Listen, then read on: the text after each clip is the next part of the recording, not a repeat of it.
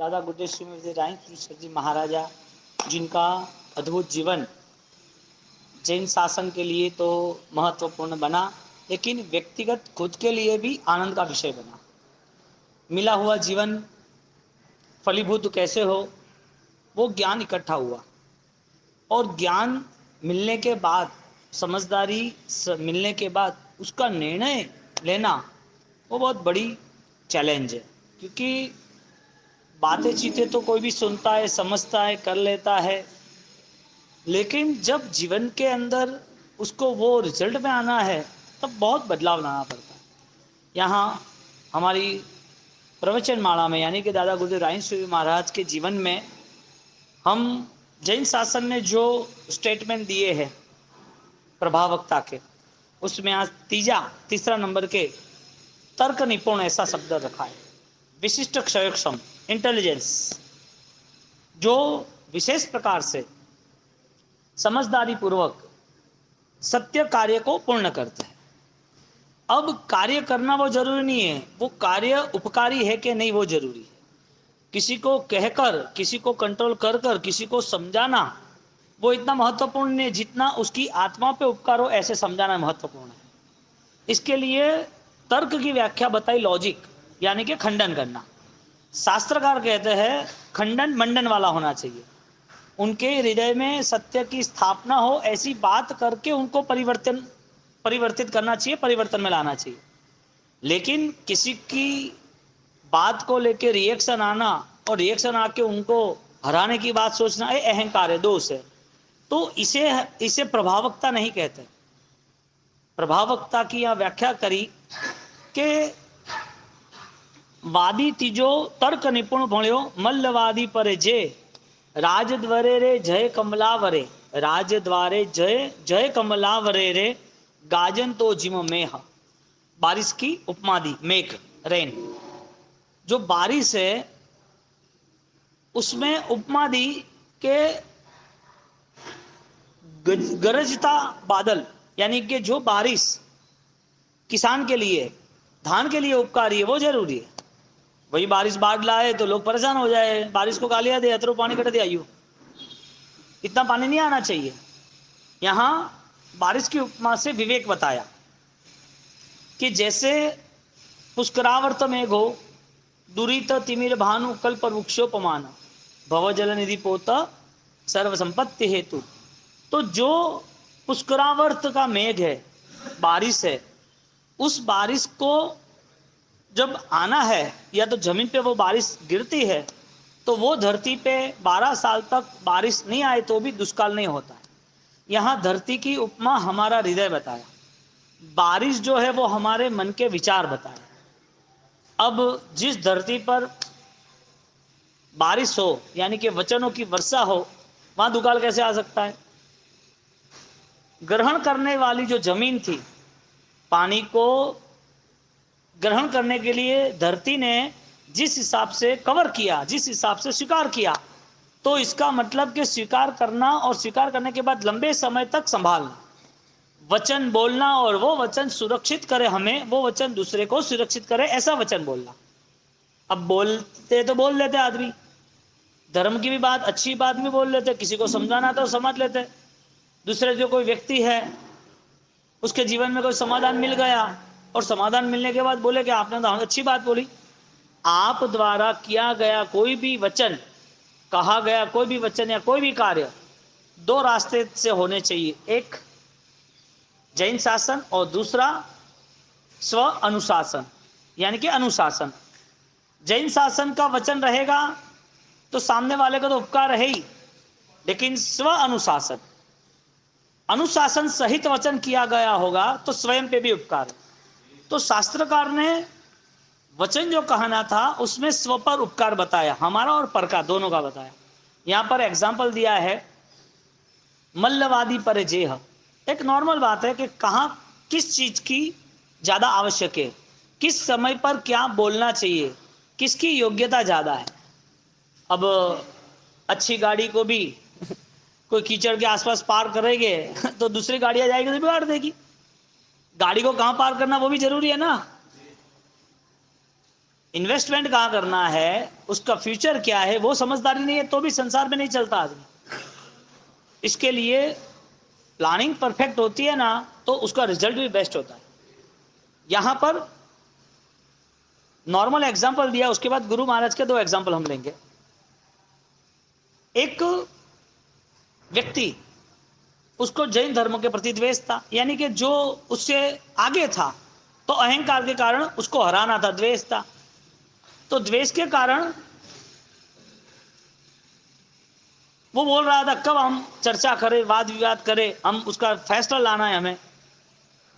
अब यहां पर वो तो बड़े संत थे, हाँ, पढ़े लिखे थे, आगम ज्ञाता थे, संस्कृत का ज्ञान था, बहुत सारी चीजें उनके जीवन में ज्ञान के स्तर पर विकसित हुई थी, अनुभवी भी थे। अब एक बार वो दोनों, एक संसारी रूप में संत थे, विद्वान थे, एक सन्यासी त्यागी थे, धर्मवान थे, वो दोनों मिल गए जंगल में ही। ओके, करो वाद हमारे यहाँ, हमारे पास। ठीक है, यहाँ वाद करके कोई मतलब नहीं।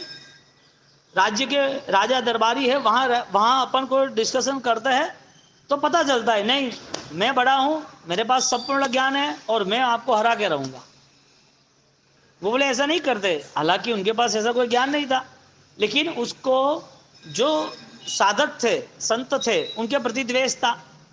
अभी ज्ञान करना पड़ेगा। अब वो समझदार, उसने बोला कि अभी अपन चर्चा विचारणा करेंगे, नतीजा कौन लाएगा, रिजल्ट कौन देगा? तो रिजल्ट में क्या बड़ी बात है, रिजल्ट कोई भी दे सकता है, समझदार भी दे सकता है, तो ठीक है। तो वहां जंगल में जो गोवाल, देवासी, गोपालक, वो जा रहा था, उसको पकड़ के लेके आया। अब वो भेड़ बकरी चरा रहा है, उसका दिमाग कितना, इतना ही रहता है। उसको पकड़ के लेके आए कि तू बैठ और मुझे बता, हम दोनों में विद्वान कौन है, ज्ञानी कौन है? एक है भाई पादरो रे, कोई कौन नहीं, जावा दे, तू क्यों यूं करे, थका लेनो देनो है। वो बात छोड़ प्री, અને अन्ना पाड्या पे का बोले यो अने कोई ज्ञान नहीं है, अरे के अने जतरू ज्ञान में वो रिजल्ट दी। समझदारी कितनी भी हो, सही समय पे काम नहीं लगे तो वो बेवकूफी बन जाता है। तो तुम्हारा नॉलेज कितना है, तुम होशियार कितने हो, तुमने क्या किया है दुनिया के सामने, दुनिया तुम्हें क्या मान रही है, सारी चीज पास्ट टेंस है। आज तुम्हारी अवस्था क्या है वो तुम तय करो। तुम्हारा रहन सहन, तुम्हारा बोलना चालना, तुम्हारी व्यवहारिकता, वो सारी चीजें क्या बेवकूफ साबित करती है? यदि नहीं करती है तो पुण्यशाली, धन्यवाद, मानव जीवन की सफलता। क्योंकि हर व्यक्ति के कर्म हर व्यक्ति को संभालना है, देखना है, करना है। अब उसे ये ज्ञान नहीं हो कि कौन से कदम मुझे कहां ले जाएंगे, अब उसकी यात्रा हो या ना, क्या फर्क पड़ता है, क्योंकि यात्रा के बाद भी जीरो है, यात्रा ना करे तो जीरो तो है ऑलरेडी। बिना समझदारी का पुरुषार्थ व्यर्थ पुरुषार्थ। यहां पर उसको बिठा दिया और बिठाने के बाद बोल दिया ये अपने आवाज चलता है, ये उनको बुला दिया और बिठाने के बाद चर्चा शुरू की। अब वो तो उसको जितने भी वेद उपनिषद जो आते थे वो बोलता रहा संस्कृत में। अब जैन संत की आचार्य भगवंत की बारी थी, है कि मैं आधा घंटा बोला, अब आप बोलो पता चले। अब वो तो गोपालक, अब वो तो लोक आदमी, अतो पढ़ियो लिखो तो नहीं। तो वहां पर वो सन्यासी जो थे संत, उन्होंने कैर में ओगा बांध दिया, रजो हरण, बैठे, जंगल था, कोई प्रॉब्लम नहीं था, वो तो खुश हो गए और गोल घूमने लगे। नवी मारिए नवी चोरिए, परदारा संग नवी करिए, गीत गाने लगे। वो बोले कि तुम ज्ञानी हो, संस्कृत की बात बोलो, गीत थोड़ी बोलना है। एक है तुझे कुछ बोलना नहीं है, वो गाने लगे, बोलने लगे। अब उसको पूछा कि भाई दोनों में विद्वान कौन, ज्ञानी कौन, होशियार कौन? एक है वो भाव से होशियार है, ये जो जैन मुनिवर है वो होशियार है। क्यों होशियार? मुझे तो संस्कृत में बोलो, ये तो संस्कृत में कोई बोलिया नहीं। एक संस्कृत में बोलिया नहीं, बोले मन ठानी है, ये इतना अच्छा बोले है ना, ये सबके लिए उपकारी है। तो क्या बोले, क्या बोले? उसकी भाषा में उन्होंने बोला था, नवी मारिए, किसी को मारना नहीं, नवी चोरिए, चोरी करना नहीं, परदारा संग नवी कीजिए, कहीं भी व्यभिचार या अन्य दिमाग, कोई भी विकारी भावना या कोई भी अनाचार करना नहीं। तो ये तो मानव जीवन के लिए उपकारी है, सब धर्मों का सार है। वो ज्ञानी थे, लेकिन उस ज्ञान को उन्होंने ऐसा सेट किया कि जिसके हिसाब से सामने वाली व्यक्ति को तृप्ति हुई। तर्क का मीनिंग क्या है? तुम किसी को हराते ऐसा नहीं, तुम किसी की भावनाओं को स्थिर करते, यानी सत्य स्थिर करते उसके जीवन में। अब ज्यादातर दिमाग का खेल, विचारों का खेल, समझदारी हमें डुबाती है, यानी हमारी शस्त्रों की धार हमारे लिए है, हमें खत्म करने के लिए है। हमारा शस्त्र है वो युद्ध के लिए, जीतने के लिए, वो शस्त्र से हम रक्षक बनते हैं, यानी हमारी रक्षा होती है। वही शस्त्र यदि हमें काट डाले, हमें खत्म कर डाले, तो ऐसा कोई शस्त्र रखना चाहिए। ज्ञान यदि हमें डुबा देता है, समझदारी यदि हमें नुकसान में लाती है, समझदारी से हमें रिएक्शन आता है, हम क्रोधित हो जाते हैं, हर बार मन में अलग अलग विचार करके भारी मन रख के परेशान होते हैं, हर बार चीखना चिल्लाना होता है, हर बार कहीं ना कहीं हम बाहिर भाव में चले जाते हैं, हम हमारे जीवन में आत्मा में स्थिर क्यों नहीं हो सकते? ज्ञान यानी परम शांति का अनुभव, सम्यक ज्ञान सम्यक दर्शन, यानी कि जो अनुभव है उसका अनुसरण। अब मानव जीवन मिला और मानव जीवन के पहले की जो भूमिकाएं है वो सारी की सारी विचार के स्तर पर आधारित है। क्यों मेघ कुमार के भाव में हाथी इतने सारे होने के बाद एक ही हाथी ने काम किया? हाथी बहुत थे, शरीर की अवस्था थी, पंचेंद्रिय अवस्था थी, मन भी, खाना पीना डरना भागना सब, मन भी, विचार भी थे, लेकिन उस जीव ने अपने विचारों को और पावरफुल बनाया। सीधी बात है, यदि तुम कोई मॉल में जाते हो तो उस मॉल की एंट्री एक होती है, लेकिन अलग अलग हजारों दूसरे बेचने के सामान की दुकानें होती है, हजारों सामान बिकते हैं वहां पर।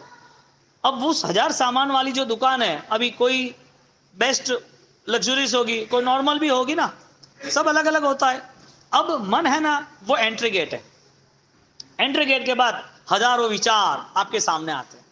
अब उस हजारों विचार में आप जो सोचते हो, जो आपको करना है, जो जिससे आप परिचित हो, जिससे आपकी परंपरा चल रही है, उससे आप पकड़ के रहते हो। सबसे बड़ी बात यह है, वो पकड़ के नहीं रहना है, क्योंकि जैन दर्शन हमें सत्य राह दिखाता है।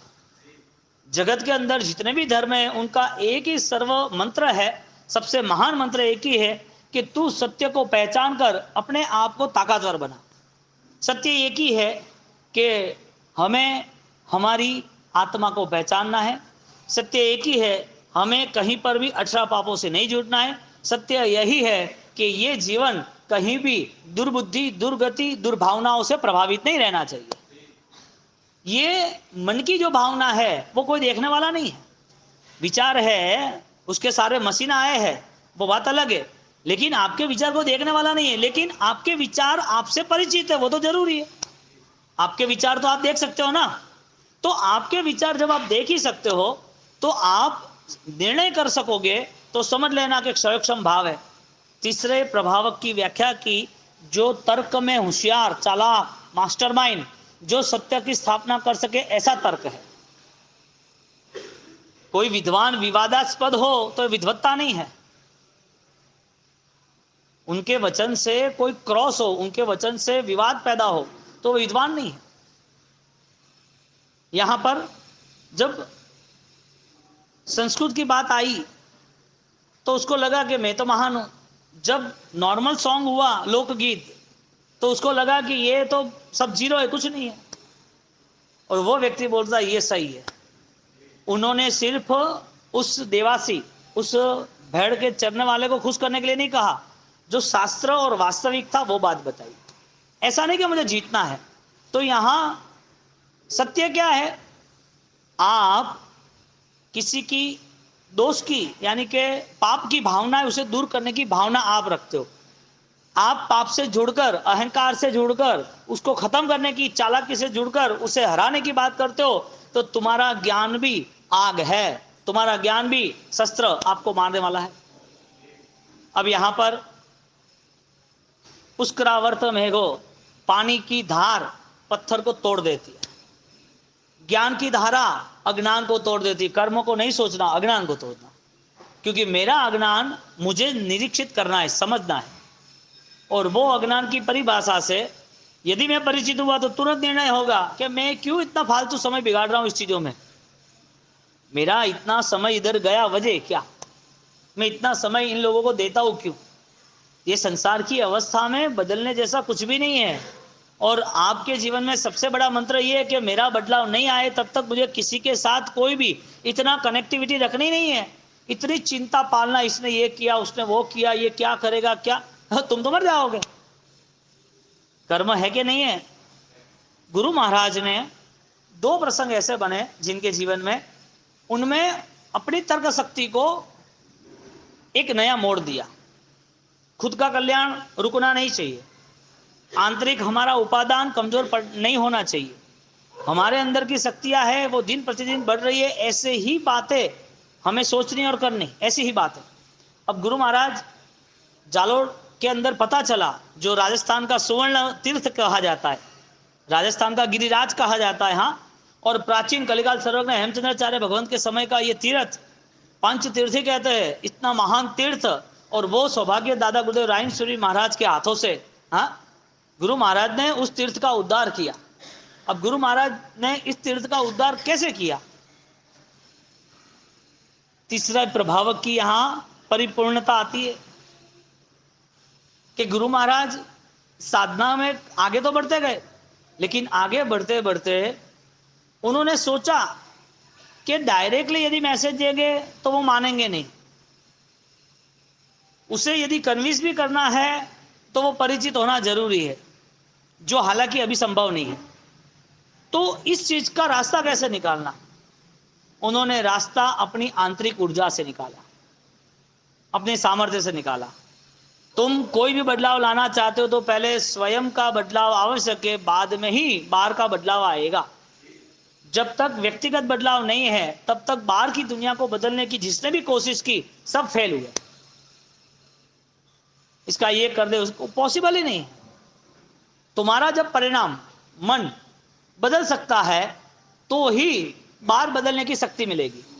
यदि आंतरिक शक्ति का विकास नहीं हुआ तो बाहर की शक्ति इतनी महत्वपूर्ण नहीं है, क्योंकि कुछ समय तक ही है। पेड़ और पौधे में फर्क है, पेड़ और पौधे में फर्क है, दोनों ग्रीन है, दोनों को मिट्टी चाहिए, दोनों में शाखाएं हैं, लेकिन जो छांव देता है, जो सुगंध देता है, जो पंछी को सहारा देता है, जो गांव में वातावरण को शुद्ध बुद्ध करता है, अच्छा ऑक्सीजन देता है, जो लंबे समय तक चलता है, जो तूफानों में भी स्थिर रहता है, वो पेड़ है, वो पौधा नहीं है। चाहे वो ग्रीन हो, शाखा हो, चाहे उसे मिट्टी चाहिए।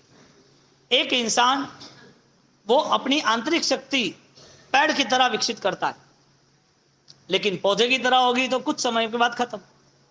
तो जहां क्षयोक्षम बढ़ता है उसे तर्क कहते हैं, क्षयोक्षम आंतरिक शक्ति का निर्माण।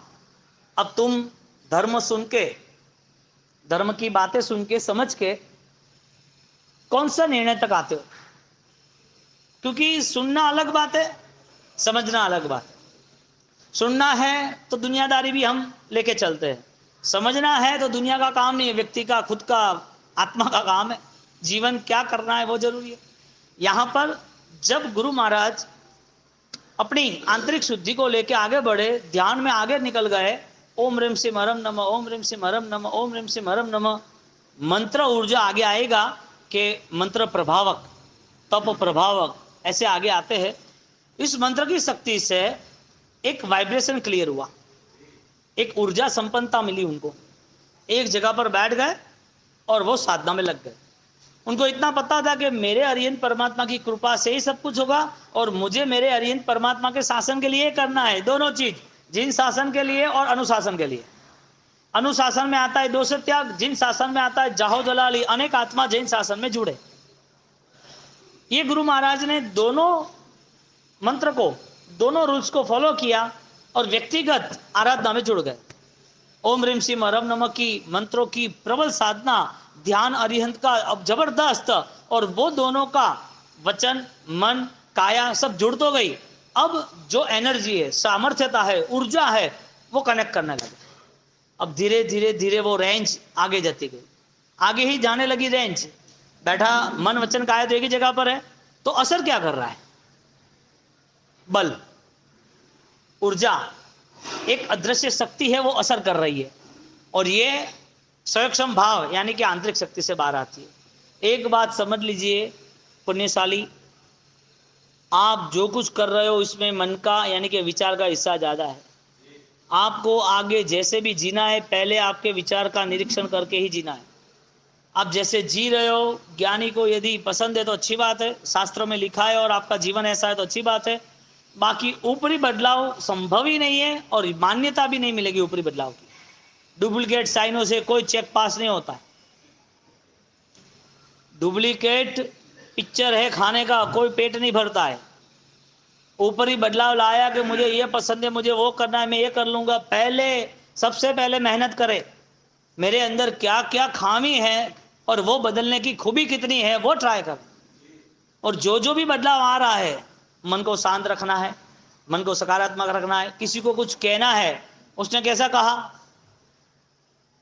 सिद्धसेन दिवाकर सूरी महाराज, उन्होंने कैसी बात की, नवी मारिए नवी चोरिए, हमें किसी को मारना नहीं। अबे यही सॉन्ग में आ गया। बात उन्होंने कहना वो नहीं है, बात यह है कि जीवन हमारा कौन से रास्ते जाल रहा है।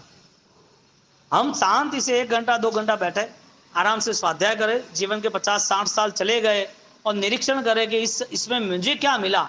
मैं जो कुछ भी करूं, भगवान खुद आ जाए फिर भी क्या, भगवान महाविष्णु में साक्षात आ जाए तो भी क्या, क्योंकि उनकी आत्मा, उनके विचार, उनका अध्यात्म अलग है, उनका द्रव्य अलग है। मेरी आत्मा, मेरा अध्यात्म, मेरा जीवन, मेरे विचार अलग है।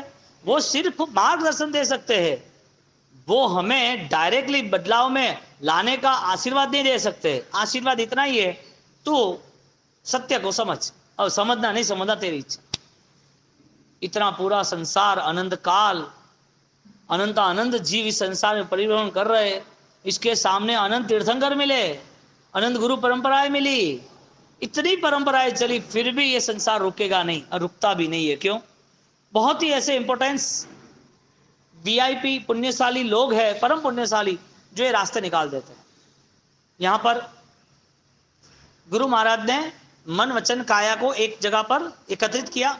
अब सेल्फ एनर्जी, उसकी विकास यात्रा प्रारंभ हुई। विकास करते रहे करते रहे करते रहे, ऊर्जा लोगों को मिलती रही। अब उनकी साधना के प्रभाव से जालोर की गुफाओं में, जहाँ शस्त्र थे, मंदिरों में, गुफाओं में, जहाँ सुरक्षा का प्रबंध राजा ने किया था, युद्ध होते रहते थे और युद्ध के लिए सारी चीजें जरूरी है, इतने सालों से उनके राज्य व्यवस्थाओं में ये सारी चीज सेट हो चुकी थी। अब इस चीज को बदलना यानी कितनी बड़ी चैलेंज, जो पॉसिबल नहीं था। इसके लिए तो आगे किसी ने किया नहीं, 1000 साल चले गए, किसी और ने किया था। जो तीर्थ का विकास नहीं हुआ, तीर्थ में यात्रिकों का आना जाना नहीं हुआ, तीर्थ में साधनाएं नहीं हुई, परमात्मा की प्रतिमा विराजमान है, मंदिर है, सारे तीर्थ के निर्माण में पंच तीर्थ हमें दिखता है, एकांत रियल में तीर्थ है, लेकिन आना जाना बंद, पूजा पाठ बंद, भक्ति साधना बंद, बारूद है बारूद है। रायन सूरी महाराज साहब के पहले किसी और ने यह प्रयोग क्यों नहीं किया? सबके पास मन वचन काया सब कुछ था कि नहीं था? हाँ, उस समय भी साधक थे कि नहीं थे? साधना करने वाले था कि नहीं? ये है विशिष्ट क्षयोक्षम तर्क, यानी लॉजिक, तर्क यानी स्मार्टनेस। किसी को हराना ऐसा नहीं, जैन शासन की जाहो दलाली बढ़े उसमें आगे बढ़ना, बात यह। किसी को तुम कुछ बात करो और उसको पता चले कि अच्छी बात है, या किसी को ऐसी बात करो कि वो आदमी झुक जाए, उसकी गलती की माफी मांगे, इसमें कोई बड़ी बात है ही नहीं।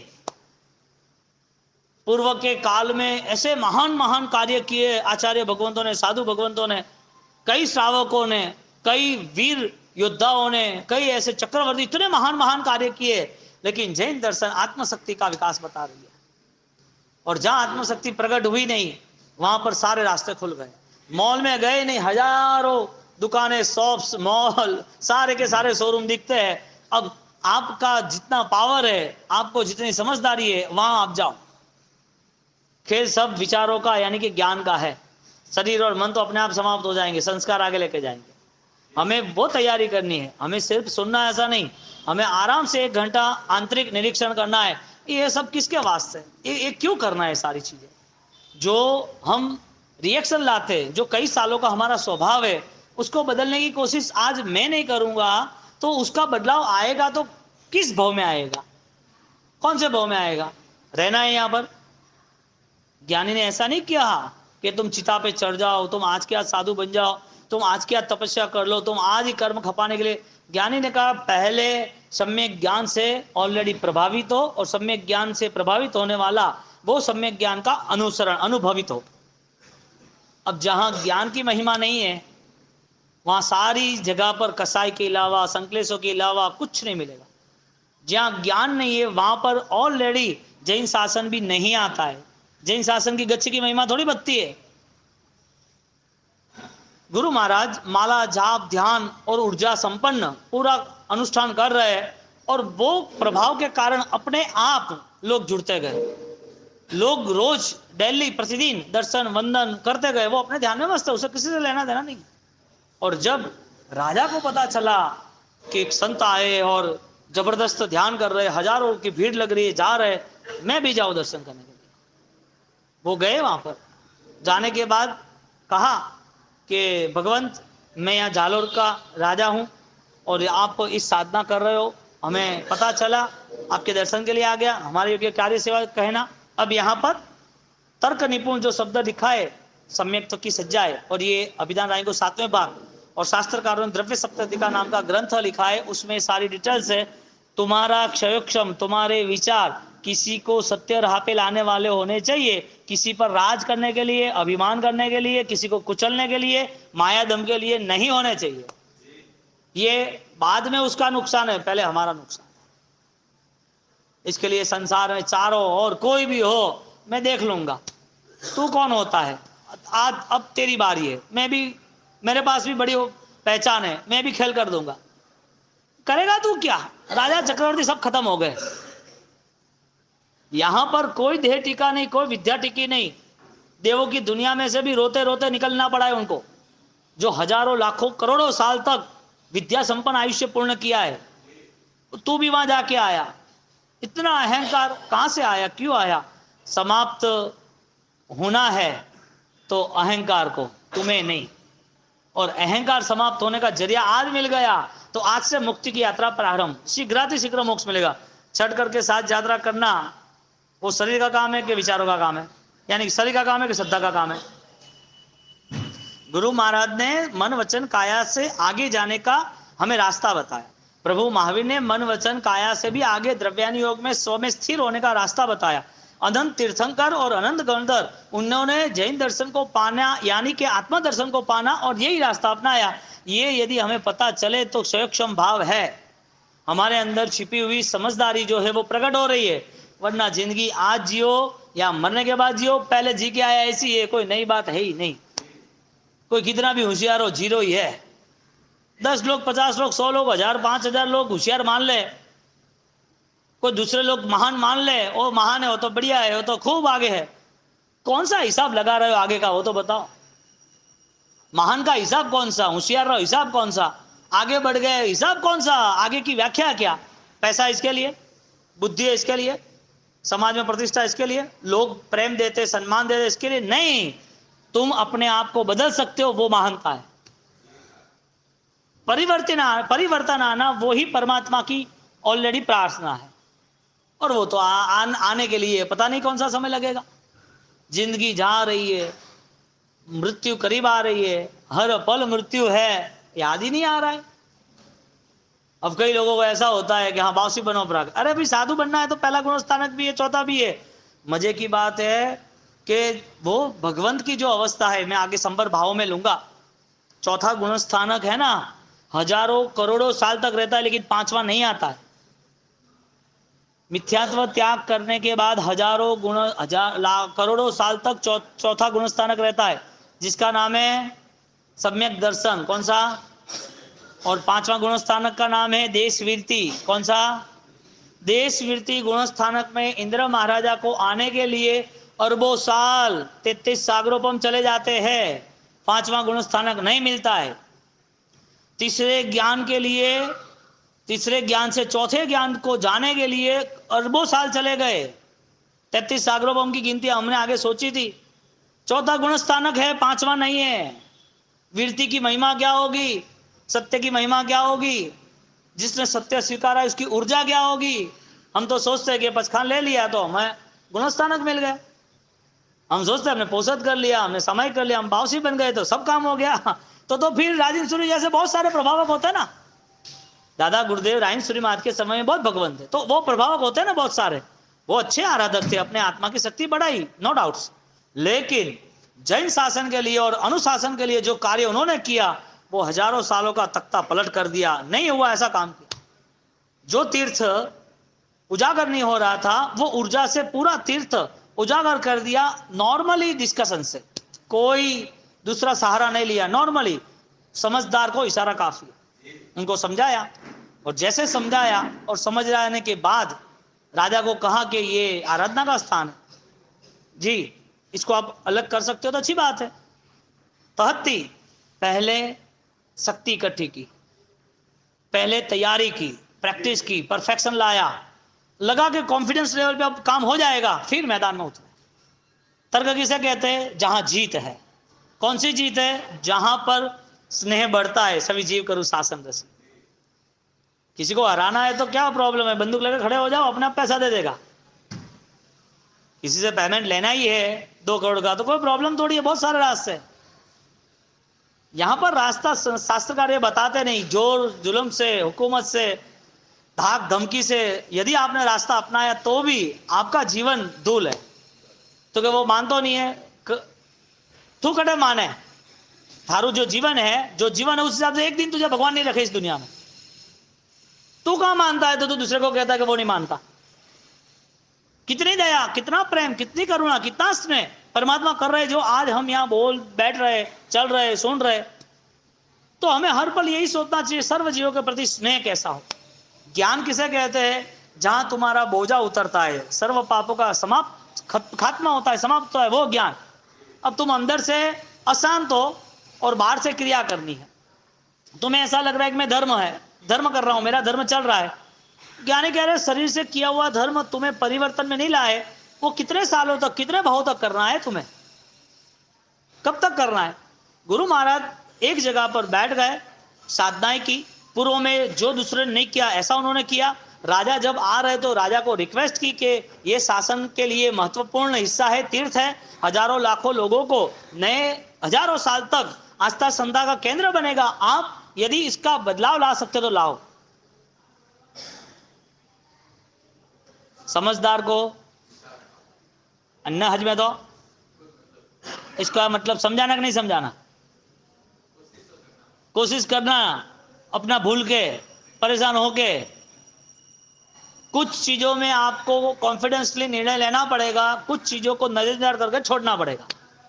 आप बोलोगे नहीं छोड़ोगे, दुखी होना पड़ेगा, दुखी होना पड़ेगा, छोड़ दो कुछ चीजें, ज्यादा परेशान नहीं होना, क्योंकि तुम्हारा जीवन भी अल्प है। इसने ऐसा क्यों किया, वैसा क्यों किया, बहुत बड़ी बात है ही नहीं। भगवान महावीर स्वामी को मारने आने वाले थे ये सारे लोग कैसे विचार वाले हो गए?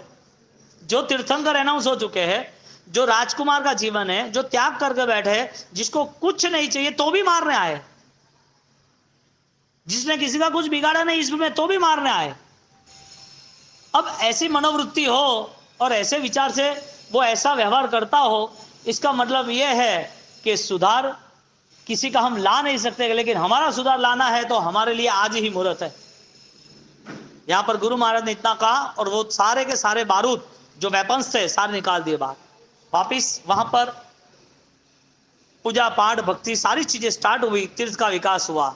सुवर्णगिरी जालोर को क्या कहते हैं? बोलो, राजस्थान का पालीताना, गिरिराज, पावन भूमि। और बाकी पुण्य ही देखो, पुराने काल में ऐसा कहा जाता है कि जालोर में 1 करोड़ सोना मोर हो, उनको एंट्री और उनको घर पे ध्वज लगाना पीले कलर का, कि ये कोट्याधिपति की नगरी है। दादा की निश्रा कैसी, उस जगह की पुण्य कैसी, वहां के वातावरण परमाणु कैसे, कैसे महान व्यक्ति वहां पर संपन्नता के साथ रहे। ये कोई छोटी बड़ी चीज, छोटी चीज थोड़ी है। गुरु महाराज ने राजा को जैसे समझाया, राजा ने तुरंत क्लियर किया। बात आती है तर्कवादी, वादी निपुण भरियो जेह, मल्ली, हाँ मल्लवादी पर जेह, गाजन तो जिम में हा, मेघ की तरह वर्षा होती है।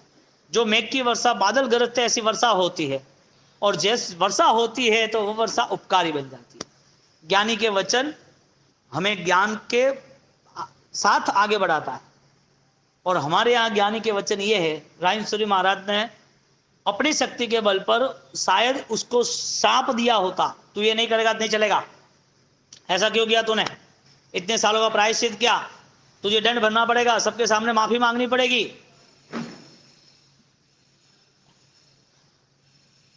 आदमी दिखने से पहचाना नहीं जाता है, उसके ढंग से पहचाना जाता है। पापी मन है ना तो पाप की ही बातें सोचेगा, आराधक मन है तो आराधक की बात सोचेगा। कोई आपसे बोलते मेरी गलती हो गई तो बड़ा मन रखना चाहिए, ठीक है, नहीं हाँ तो माफी मांगनी पड़ेगी, अच्छी मांग लेंगे, तुझे क्या मिला, उसको गिरा के उसको परेशान करके उसको खुशोगे, तुझे क्या मिला, उसको एहसास हो रहा है ना, नहीं ये तो ऐसा है, तेरे पीछे तेरे बेटे को भी यही पेमेंट देना पड़ेगा, तेरी परंपरा में यही आएगा। और आप देखना 3-4 पीढ़ी के आसपास देखो, ऐसे लोग जीरो हो जाते, उसके परिवार का नुकसान व्यक्तिगत होता है। आप किसी को दुख दे रहे, दुख ना ऐसे बनाए कभी, आपने किसी की आत्मा को जलाया, हाईली जिसे बोलते हैं, तुम जिंदगी भर जो करना वो करो, लेकिन किसी के आंसू नहीं होने चाहिए, तुम्हारी वजह से कोई दुखी नहीं होना चाहिए, छोड़ने में रहो, कोई फर्क नहीं पड़ता है, मन शांत कैसा है तो वो देखो। तुम्हारी वजह से कोई दुखी होता है, तुम इन्वॉल्वमेंट हो जाते हो, तुम आगे पीछे लड़ाई करने हो जाते हो, तुम्हारी हुकूमत के लिए तुम तैयार हो जाते हो, ये नहीं चलेगा वो नहीं चलेगा, ये करना पड़ेगा ये करना पड़ेगा, इतनी आग लाई कहां से, इतना जलन कहां से आ रहा है। राजेश्वरी महाराज ने सारी जलन खत्म, और कैसा रिजल्ट मिला, और ये तो प्रभु महावीर की वाणी है ना, क्षमा, हाँ, और जिसको प्रभु महावीर के साथ लेना देना नहीं है तो ऐसे लोगों को तो हम चड्डू कोसी की कहेंगे ना, नहीं कहना चाहिए, हम कहे तो हम भी गलत ही है, उसे छोड़ देना चाहिए, मन को शांत करने का रास्ता खोज लो, आंतरिक वृत्तियों का परिवर्तन कैसा हो और परिवर्तन के बाद प्रवृत्ति कैसी हो, रास्ता खोज लो।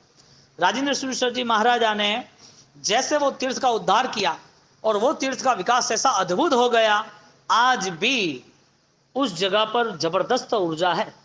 मेरा वहां पर जब जालोर की प्रतिष्ठा थी, आचार्य भगवान जयंत सूरी महाराज साहब का देवलोक गमन हुआ और गुरु महाराज ने जालोर की तीनों प्रतिष्ठा, एक तारक सिंह जी की, एक जालोर कंचनगिरी की, भैरू जी शाह की, और वही तपावास की भैरू जी की, तो भैरू जी शाह आनंद मंगल मोटर्स बेंगलोर वाले, उनकी प्रतिष्ठा, वो इतने पुण्यशाली, इतनी सकारात्मकता, उनकी काम करने की ऐसी पद्धति, पूरे नगरवासियों ने उनको सेठ का बिरुद दिया, सन्यासियों के साथ, सन्यासियों के साथ, भैरू जी सेठ आपको देन मुझे नहीं चाहिए के, और सबको राजी, सबको संभाला, सिर्फ इतना रास्ता 10 या 12 फुट का, और जैसे आप 100 फुट अंदर जाते हो 200 फुट, उसके बाद ये हॉल है ना, उसके 4 गुना बड़ा हॉल, इतना बड़ा पंचशिखर मंदिर, खुद के खर्चे से 12 करोड़ के बिना नाम से। ऐसे थोड़ी ज्ञान बसता है दिल में, ज्ञान इतना सस्ता थोड़ी है तो आपने पढ़ा, आपने सोचा और आपको मिल गया, आपने सुना और हो गया, ज्ञान इतना सस्ता थोड़ी है। आप कितना नॉर्मल बन सकते हो, आप कितना आदर्श बन सकते हो, आपका एक दृष्टांत आपको देख के उसको भावना बढ़ जाए, ये लाइफ है, ये जीवन है। अब पूरी जिंदगी परिवार समाज लड़ाई झगड़े ये वो, मुंह पर चमक नहीं होती आदमी की, बोलता है तो भी कसा है, दिखता है तो नाक पे गुस्सा, उसके आसपास खड़े रहते हो ना, आप खड़े नहीं रहना, इनके पास नहीं जाना के, अरे क्या मिलता है, हंसते रहो, खुश रहो, शांत रहो। आपका पूरा प्रभाव आपके आसपास के लोगों पे पड़ता है, क्या फर्क पड़ता है अच्छे काम करे तो, और तुम्हें जो अच्छा काम करना है वो कुदरत की देन है ना। तुमने कहीं 2 रुपया खर्च किया, किसी ने 2 रुपया खर्च किया, उसकी अनुमोदना की, तुमने किसी को तपस्या कराई, या तुम तो तपस्या कर रहे हो या कुछ भी नहीं करते तो भी किसी की अनुमोदना की, तूने अच्छा काम किया, बहुत धन्यवाद आप, प्रेम से माया से नहीं, सत्य से, खाली खुश करने के लिए नहीं, ऐसी कुछ भावना से अब आगे बढ़ रहे हो, क्या गमाया वो तो बताओ, कुछ गमाया, हाँ। तो जो आदमी अपने जो लोग हैं, परिवार, बेटे बेटी पुत्र पत्नी भाई बहन, सिर्फ अपने की बात है, जहां स्वार्थ है, उनके साथ भी ढंग से नहीं रह सकता, उससे क्या उम्मीद रखेगी जैन शासन के सर्व जीवों के साथ तो ढंग से रहेगा। समाज के साथ दूसरे अन्य व्यापारी, उसके साथ पूरा विश्व। तो यहां पर गुरु महाराज की करुणा कितनी विशाल, कितनी महान थी, कि उन्होंने कहीं पर भी एक भी ऐसा आचरण, ऐसा कदम नहीं उठाया कि जिसमें उनकी आत्मा को कहीं पर भी दंड यानी कि कोई दोष लगे। ये गुरु महाराज की शताब्दी यानी कि गुरु महाराज की पुण्यतिथि आ रही है, ये मनाने का हिस्सा है हमारा। कितना बेहतरीन हम कर सकते हैं वो तय करो। तर्कवादी निपुण भरे हो रे, मल्लवादी परे जय ह, राजद्वारे जय कमला वरे रे, गाजन तो जिम में हा। अच्छा करने में क्या प्रॉब्लम है? अच्छा करने में प्रॉब्लम क्या है? अब ट्राई तो करो कि मैं परिवार में शांत रह सकता हूं। अब ट्राई तो करो कि सामने जो आदमी मुझे नेगेटिव लग रहा है अभी मुझे भूल जाना है, उसके प्रति मुझे कोई भाव नहीं रखना। ट्राई तो करो। इसने ऐसा क्यों किया, वैसा क्यों किया, ये तो रहना ही है। दुनिया ऐसी है, तुम्हें दुनिया की पूरी यात्रा पूरी करनी है, दुनिया के साथ ही रहना है, यानी कि संसार में परिभ्रमण करना है। जहां हम संयोग यानी कि बदलाव में नहीं आगे नहीं चलेगा, तो हमें हमारी गलतियों को देखकर सुधारना पड़ेगा। तो राजेंद्र सूरी महाराजा जिनका जीवन कवन इतना महान रहा, तो तीसरा नंबर आया। पहला नंबर था प्रवचन प्रभावक, दूसरा नंबर था धर्म कथा। इतनी गजब की है कि धर्म कथा के माध्यम से वो टाली हृदय संदेह। और तीसरे प्रभावक में आते हैं तर्क यानी कि लॉजिक, संयक्षम, बात किस समय पर क्या करनी, किसको कैसी करनी, कितना आदमी कितना पानी में है, यानी कि कितना मापदंड है आदमी का, उसके साथ ऐसी बातें करनी। अब तुम्हारे पास सोना है और तुम भिखारी को बेच रहे हो, क्या करना भाई? किसको बेचना? और बेचने जाना है कि आएगा? आएगा। उसके घर शादी है, उसको फंक्शन है, उसको पैसा बढ़े है तो आएगा, उसमें कोई बड़ी बात थोड़ी है। तुम बेस्ट ज्वेलरी शोरूम बनाओ, हजारों डिजाइन रखो, अच्छा लोकेशन रखो, वहां पर तुम सच्चाई के साथ चलो, डुप्लीकेट मत देना, तो लंबे समय की यात्रा रहेगी। गलत मिट्टी के कदम जो चार ही होता है, लंबा नहीं चलता आदमी। और आपकी दुनिया में आपको पता ही है, सत्य बहुत बड़ी कीमत से मिलता है। सत्य यानी सम्यक ज्ञान, सही रास्ता, वो बहुमूल्य है। उसके लिए आपको जंग छेड़नी पड़ेगी। इस दुनिया में इजीली कुछ मिलता नहीं है, ना मिलेगा। और कुछ पा लिया इजीली तो समझ लेना लंबे समय तक रहेगा भी नहीं, लंबे समय तक नहीं रहेगा। आपको फाइट देनी ही देनी है, मस्ट, फर्जियात। तीन प्रभावकता जो जैन दर्शन ने बताई वो दादा गुरुदेव राजेंद्र सूरी महाराज ने तीन प्रभावकता। आज से तय करो मैं अपने आप में कितनी अच्छाइयाँ ला सकता हूँ। बाद में अच्छा काम करना। तुम सोचो मैंने गाय ने रोटी खिलाई, घास खिलाए, गरीबों को मैंने पैसा दिया, साधर्मिक को दिया, मंदिरों में दिया, या तो मैंने ये तप किया, मैंने ये क्रिया की, या तो मैं कोई अनुष्ठान था किसी का अच्छा मैं आके खड़ा रहे उसको अच्छा, ऐसा नहीं। अपने आप को पहचानने की कोशिश करो। और ये अपने आप को पहचानने की कोशिश, ये सबसे बड़ा गुरु महाराज का उत्सव है। 5 दिन का महोत्सव है ना, 5 दिन का महोत्सव है।